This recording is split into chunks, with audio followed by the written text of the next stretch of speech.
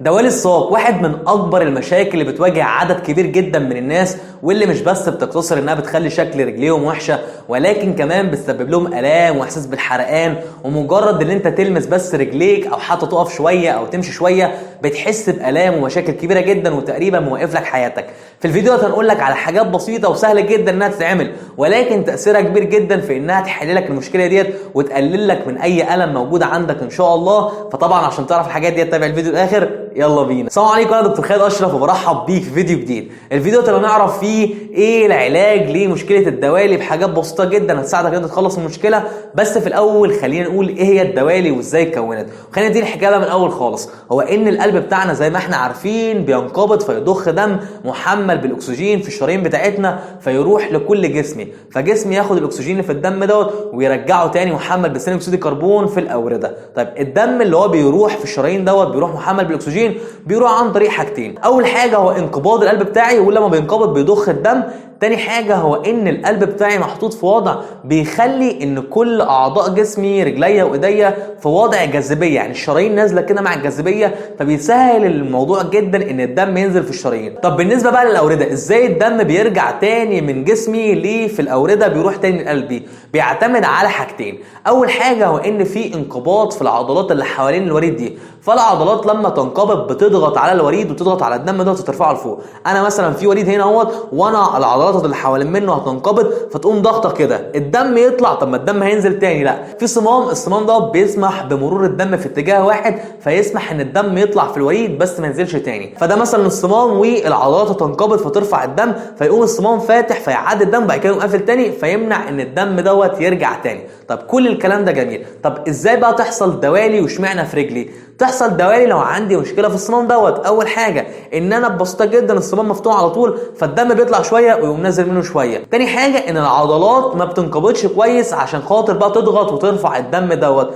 او الاثنين موجودين مع بعض. طب لو عندي بقى حاجه من الاثنين او الاثنين موجودين مع بعض، ببساطه جدا ان الدم هيتراكم تحت، فبالتالي هيعمل استرتش على الوريد دوت ويكبر حجمه، فبالتالي بقى يعمل حجم الدوالي اللي احنا بنشوفه دوت، دم موجود جدا كده وعامل فيه ان هو متراكد، والوريد بتاعي حجمه كبر، فيبتدي بقى يظهر لي شكل الوريد اللي عندي ويبرز، فبالتالي بقى يعمل لي الالام والمشاكل الكبيره جدا انا بحس بيها. اي لمسه او اي حاجه ابتدي مش قادر اتحملها. طب اشمعنى في رجلي يعني؟ ليه مش في ايدي؟ بسبب حاجتين. اول حاجه ان ايدي على طول انا بستخدمها وبحركها ايا كان انا قاعد واقف اتحرك، فبالتالي لما بحرك ايدي بيحصل انقباض في العضلات، فبالتالي زي ما قلنا بتضخ الدم، على عكس رجلي واللي اغلبنا او كلنا تقريبا بقينا قاعدين على طول او واقفين، فمش مشغل عضلات رجلي، فمفيش انقباض يضغط لي على الوريد فيساعد على دفع الدم لفوق اللي في الوريد. طيب تاني حاجه بقى هو ان وضع رجلي ووضع ايدي على طول محطوطه فوق في وضع عالي، فمع الجاذبيه الدم بيرجع تاني في الوريد، على عكس رجلي ان انا لو واقف او قاعد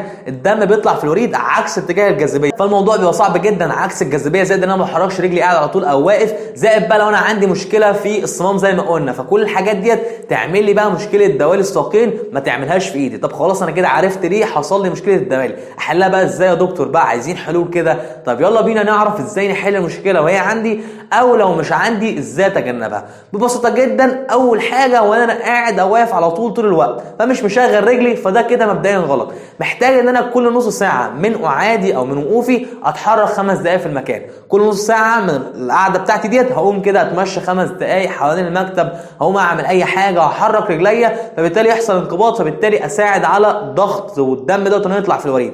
تاني حاجه ان في نص ساعه اللي انا قاعد فيهم دول بقى هرفع رجلي على قد ما اقدر، وقت ما اقدر، على قد ما اقدر. لو اعرف احطها فوق راسي كده يعني ارفعها على قد ما اقدر الوقت اللي انا اقدر. لو اعرف اقعد طول ما انا قاعد رافع رجلي يبقى حلو جدا جدا. هنا انا احط رجلي في وضع مع الجاذبيه، فبساعد الفكره شويه ان الدم يرجع، على عكس وهي مدلدله كده ونازله الموضوع صعب جدا. فانا لما ارفع رجلي بيساعد ان الجاذبيه تاخد الدم، فالموضوع بيبقى اسهل. تالت حاجه ان انا ابتدي بقى اشغل عضلات رجلي عشان خاطر تضخ الدم. مش احنا قلنا ان الانقباض عضلات رجلي بيساعد على ضخ الدم، او الانقباض عموما بيساعد على ضخ الدم في الاورده ان هو يطلع؟